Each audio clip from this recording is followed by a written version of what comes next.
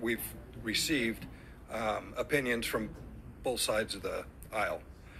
On July 29th, 30th, and 31st, Charles Krug hosted a 3-day jazz festival from noon until 10 p.m. On July 25th, I met with Ken Tesler, who is the managing director of Blue Note. He was responsible for the music venue along with his security manager. We reviewed the security plan, medical plan, and traffic mitigation plan. The security plan included 70 on-site security personnel and an emergency evacuation plan to ensure safety for everybody, and that it's maintained in case of a major incident or disaster. The event also included 2 separate on-site medical teams complete with medical doctors and trauma nurses.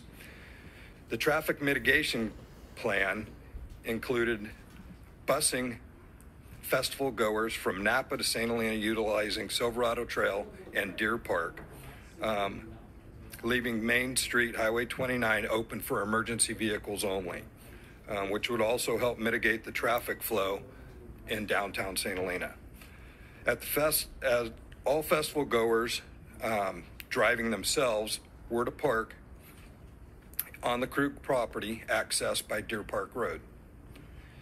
On the afternoon of Thursday the 28th, the day before the event, Steve Stanglin from Napa County Roads called CHP and informed them that Blue Note did not have permission to utilize Silverado Trail or Deer Park roads, and that PG&E had given permission to Blue Note to utilize that portion of the Krug parking lot. County Roads forbid it, as it was County Roads access bridge over Deer Park that connected to Krug. According to the County Road supervisor who made this call, he did not want the county to take any liability for people coming and going to the event. This is what created the traffic nightmare, as the traffic mitigation plan had to be hastily revamped with direction from County Roads. St. Helena PD had 3 officers working the weekend shifts. Traffic delays forced the 3 officers to work traffic control during the exiting of the event each night and were supplemented by Blue Note personnel. I was in contact with Ken Tesler and my patrol supervisors every night. On Friday night, there were no complaints of noise. I called Mr. Tesler regarding the traffic situation on Main Street, and that was because there was such a traffic mess that we needed additional people. I didn't want to have to use their personnel, who were not necessarily trained for it. However, they did have the correct equipment. That's how we got through Friday night. On Saturday night, the encore did not end until 2:35 p.m. And as you can imagine, we received a few phone calls, as did I.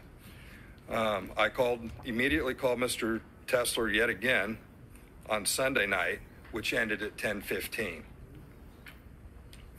The statistics that I pulled for the weekend's events from our computer automated data system include Friday nights, there were no complaints of noise. I spoke with Ken Tesler via phone regarding the traffic issues resulting from the county roads not accepting Blue Note's traffic mitigation plan.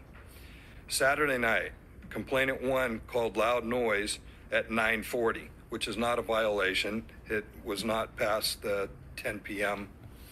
permitted time. He called again at 10:10. That's when I received a phone call from dispatch and immediately called Tesler out at the site, and the music was shut down. Complainant 1 lives in the county and called in loud noise at 10:09. Complainant 2 lives in the county and called loud noise at 10:19. Complainant 3 is the only one from the city that called in a noise complaint, and that was at 10:26.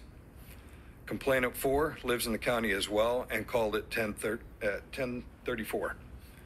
We never received any phone calls from the Napa County Sheriff's Department or any public agency outside of our city limits with noise complaints. And normally when the county calls 911 or they call an emergency number, it would go through them and back to us.